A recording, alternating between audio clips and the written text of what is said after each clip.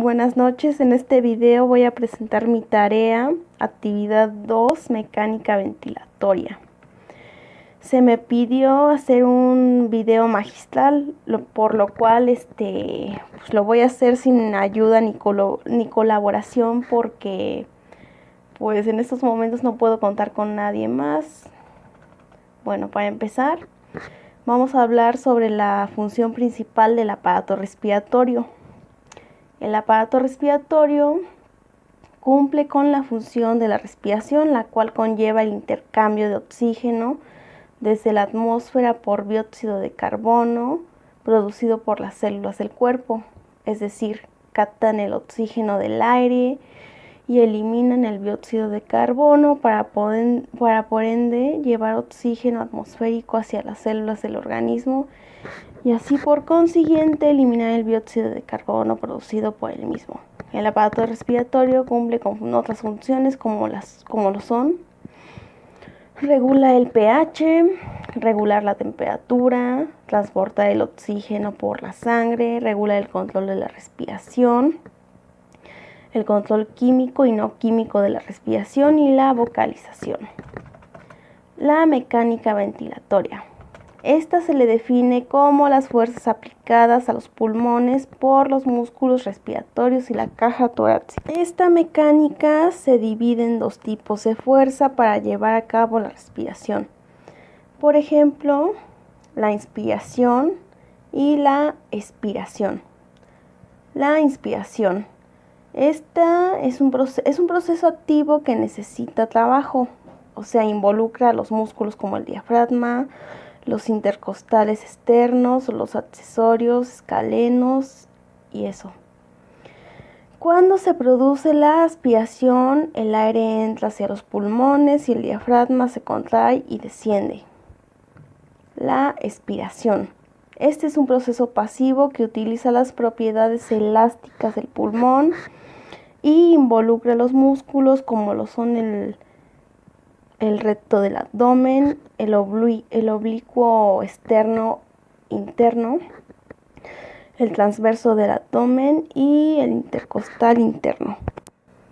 Cuando se produce la expiración, el aire sale por los pulmones y el diafragma se relaja y se eleva. Bueno, ahorita vamos a tocar el tema, lo que es la función específica de los músculos de la respiración. Cada músculo del sistema respiratorio cumple con una función específica. Por ejemplo, el diafragma se encarga de, por ejemplo, permitir que se lleve a cabo un intercambio gaseoso. La movilidad de las vísceras contribuye a la respiración, puesto que este es el motor principal de dicha acción, la respiración. Ayuda al desecho de desperdicios orgánicos que genera el cuerpo, la orina, heces y ayuda al acto de vomitar. También sirve de tabique entre el tórax y el abdomen. Cumple con una función digestiva y una función circulatoria, desempeñando una función postural, estática y ayuda a la realización de movimientos dinámicos del cuerpo. Vamos a hablar de los accesorios musculares de la respiración, los cuales son músculos directamente utilizados en condiciones no fisiológicas para ayudar a los músculos productores de la realización de la fase inspiratoria y expiratoria. Los músculos accesorios de la fase inspiratoria. En la fase inspiratoria se le denominan como accesorios de primer orden debido a la aparición temprana de actividad durante condiciones de demanda respiratoria.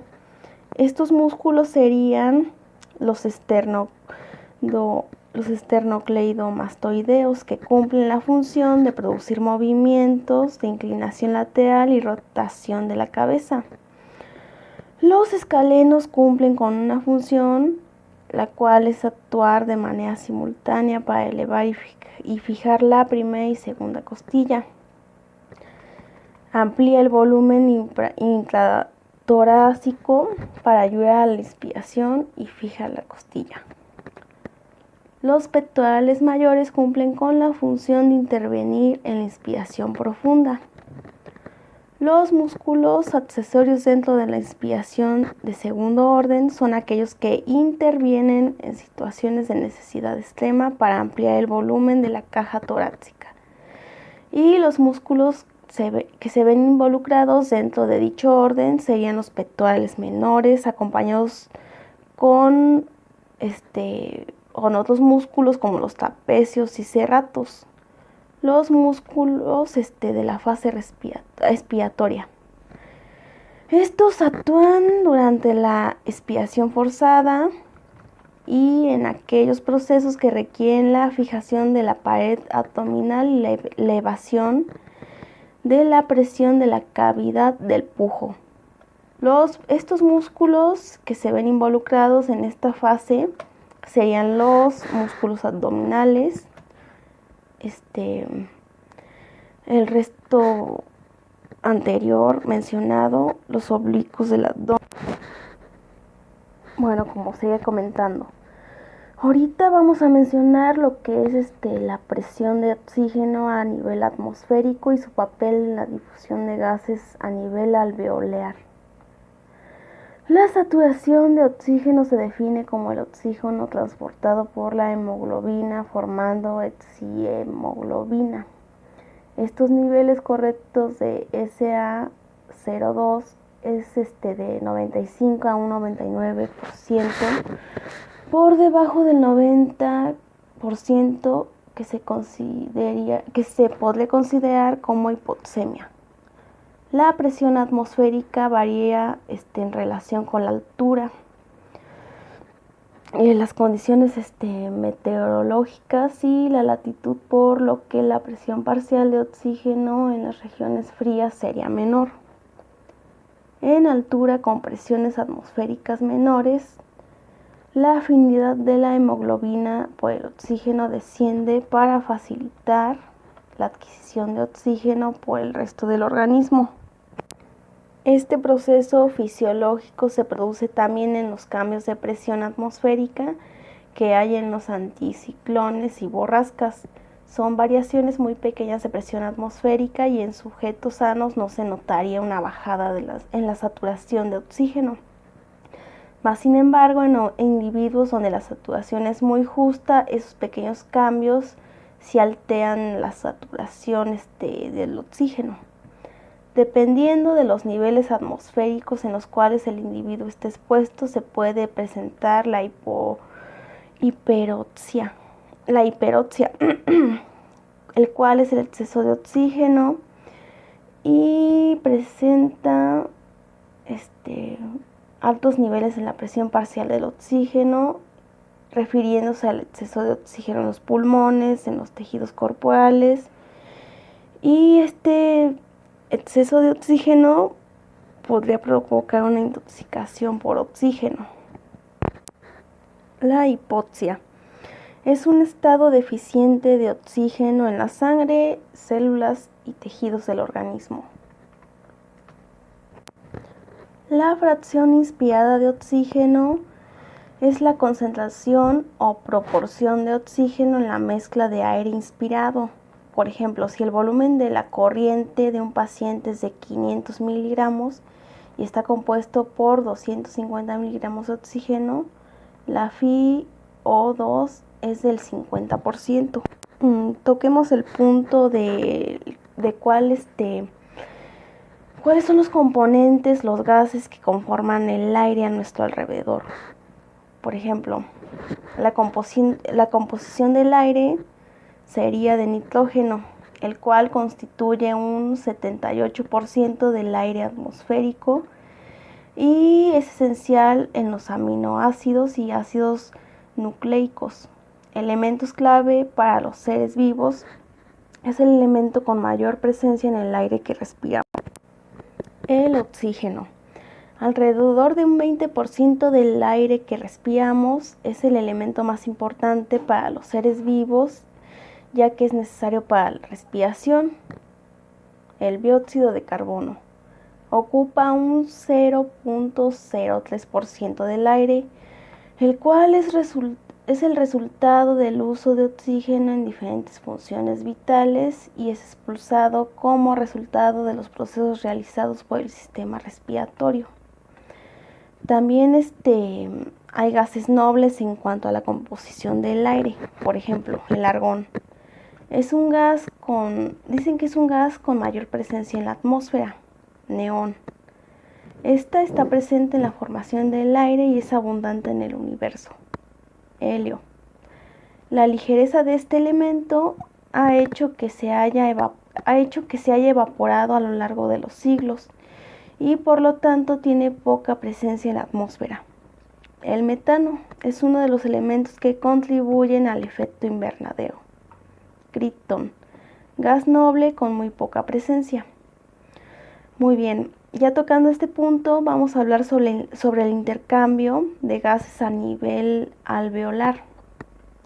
El intercambio de gases a nivel alveolar sucede cuando los alvéolos realizan el intercambio de gases O0 y CO2 entre el aire que hay en el interior de los alvéolos y la sangre que circula por los capilares sanguíneos. El intercambio de gases ocurre mediante un proceso físico llamado difusión, que consiste en que las células se desplazan desde donde hay más concentración hasta donde hay menos.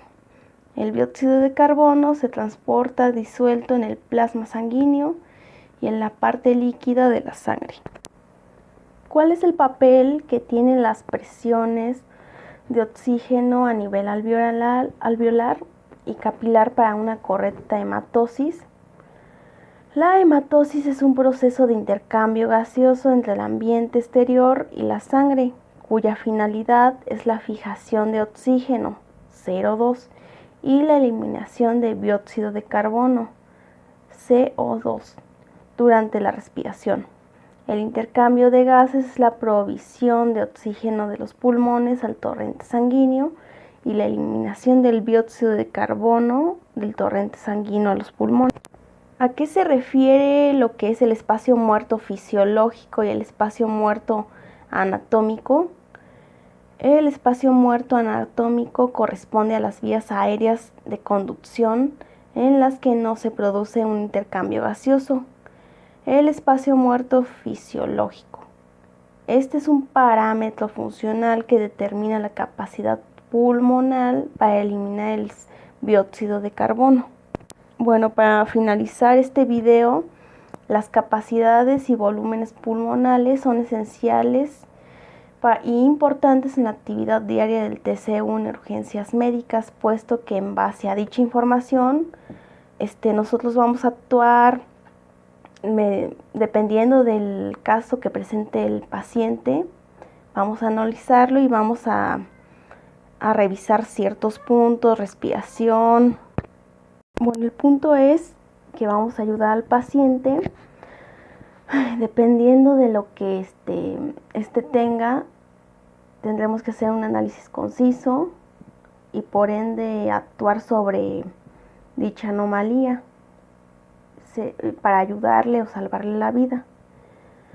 Bueno, esto ha sido todo. Gracias por su atención y disculpen el pésimo sonido y la presentación poco eficaz. Gracias.